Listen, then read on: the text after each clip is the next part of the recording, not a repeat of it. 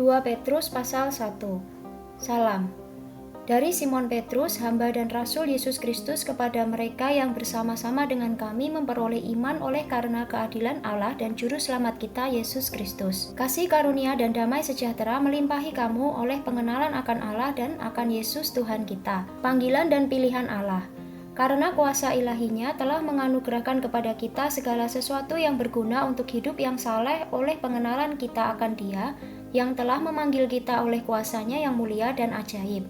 Dengan jalan itu, Ia telah menganugerahkan kepada kita janji-janji yang berharga dan yang sangat besar, supaya olehnya kamu boleh mengambil bagian dalam kodrat ilahi dan luput dari hawa nafsu duniawi yang membinasakan dunia.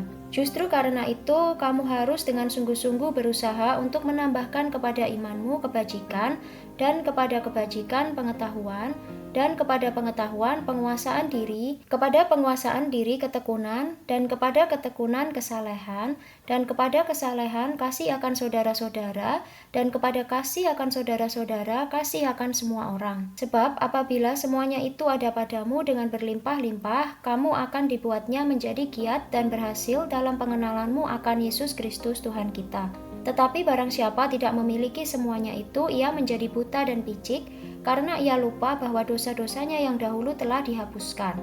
Karena itu, saudara-saudaraku, berusahalah sungguh-sungguh supaya panggilan dan pilihanmu makin teguh. Sebab jikalau kamu melakukannya, kamu tidak akan pernah tersandung. Dengan demikian kepada kamu akan dikaruniakan hak penuh untuk memasuki kerajaan kekal, yaitu kerajaan Tuhan dan Juru Selamat kita Yesus Kristus. Karena itu aku senantiasa bermaksud mengingatkan kamu akan semuanya itu, sekalipun kamu telah mengetahuinya dan telah teguh dalam kebenaran yang telah kamu terima. Aku menganggap sebagai kewajibanku untuk tetap mengingatkan kamu akan semuanya itu selama aku belum menanggalkan kemah tubuhku ini.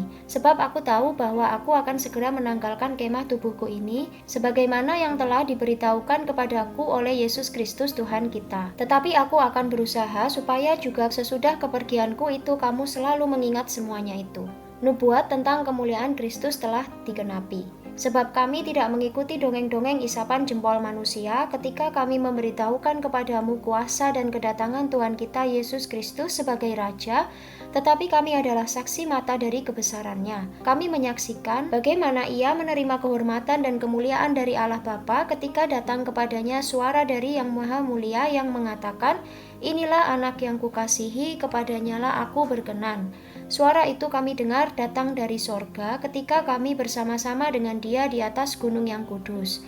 Dengan demikian kami makin diteguhkan oleh firman yang telah disampaikan oleh para nabi. Alangkah baiknya kalau kamu memperhatikannya sama seperti memperhatikan pelita yang bercahaya di tempat yang gelap sampai fajar menyingsing dan bintang timur terbit bersinar di dalam hatimu. Yang terutama harus kamu ketahui ialah bahwa nubuat-nubuat dalam kitab suci tidak boleh ditafsirkan menurut kehendak sendiri, sebab tidak pernah nubuat dihasilkan oleh kehendak manusia, tetapi oleh dorongan Roh Kudus orang-orang berbicara atas nama Allah.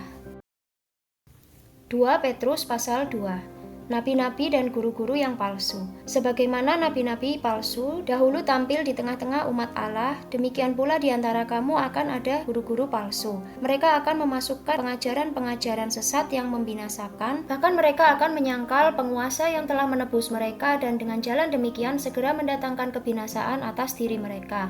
Banyak orang akan mengikuti cara hidup mereka yang dikuasai hawa nafsu, dan karena mereka jalan kebenaran akan dihujat. Dan karena serakahnya guru-guru palsu itu akan berusaha mencari untung dari kamu dengan cerita-cerita isapan jempol mereka. Tetapi untuk perbuatan mereka itu hukuman telah lama tersedia dan kebinasaan tidak akan tertunda. Sebab jikalau Allah tidak menyayangkan malaikat-malaikat yang berbuat dosa, tetapi melemparkan mereka ke dalam neraka dan dengan demikian menyerahkannya ke dalam gua-gua yang gelap untuk menyimpan mereka sampai hari penghakiman, dan jikalau Allah tidak menyayangkan dunia purba, tetapi hanya menyelamatkan Nuh, pemberita kebenaran itu, dengan 7 orang lain ketika Ia mendatangkan air bah atas dunia orang-orang yang fasik. Dan jikalau Allah membinasakan kota Sodom dan Gomora dengan api, dan dengan demikian memusnahkannya dan menjadikannya suatu peringatan untuk mereka yang hidup fasik di masa-masa kemudian, tetapi Ia menyelamatkan Lot, orang yang benar yang terus-menerus menderita oleh cara hidup orang-orang yang tak mengenal hukum dan yang hanya mengikuti hawa nafsu mereka saja, sebab orang benar ini tinggal di tengah-tengah mereka dan setiap hari melihat dan mendengar perbuatan-perbuatan mereka yang jahat itu,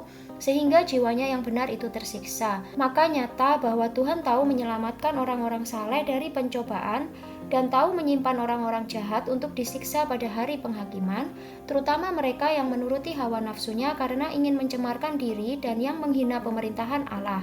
Mereka begitu berani dan angkuh sehingga tidak segan-segan menghujat kemuliaan, padahal malaikat-malaikat sendiri yang sekalipun lebih kuat dan lebih berkuasa daripada mereka tidak memakai kata-kata hujat kalau malaikat-malaikat menuntut hukuman atas mereka di hadapan Allah. Tetapi mereka itu sama dengan hewan yang tidak berakal, sama dengan binatang yang hanya dilahirkan untuk ditangkap dan dimusnahkan. Mereka menghujat apa yang tidak mereka ketahui, sehingga oleh perbuatan mereka yang jahat, mereka sendiri akan binasa seperti binatang liar dan akan mengalami nasib yang buruk sebagai upah kejahatan mereka.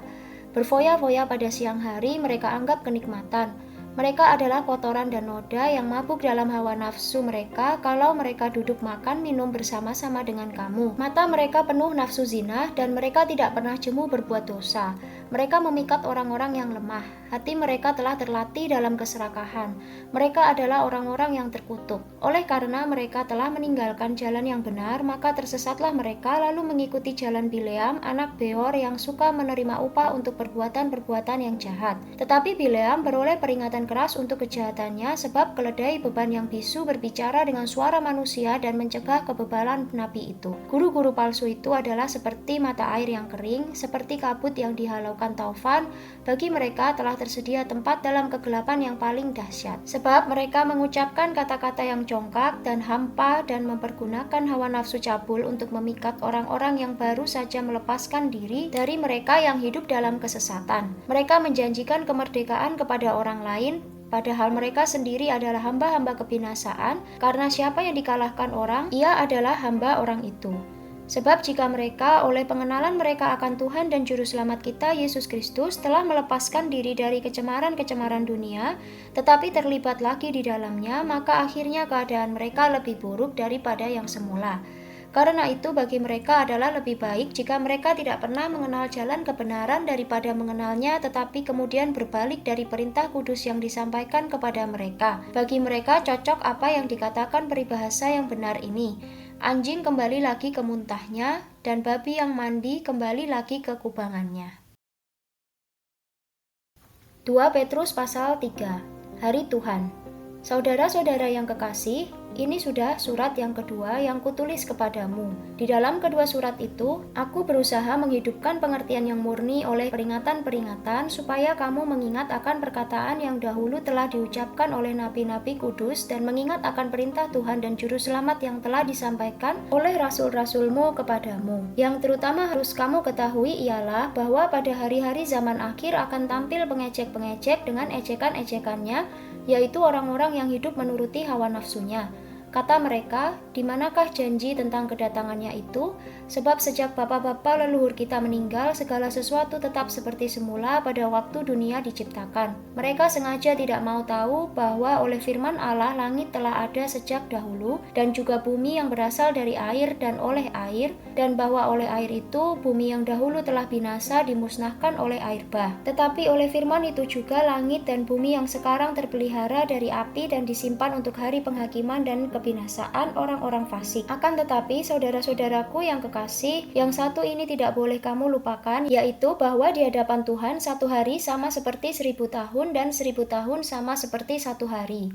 Tuhan tidak lalai menepati janjinya sekalipun ada orang yang menganggapnya sebagai kelalaian, tetapi ia sabar terhadap kamu karena ia menghendaki supaya jangan ada yang binasa, melainkan supaya semua orang berbalik dan bertobat. Tetapi hari Tuhan akan tiba seperti pencuri. Pada hari itu langit akan lenyap dengan gemuruh yang dahsyat dan unsur-unsur dunia akan hangus dalam nyala api, dan bumi dan segala yang ada di atasnya akan hilang lenyap.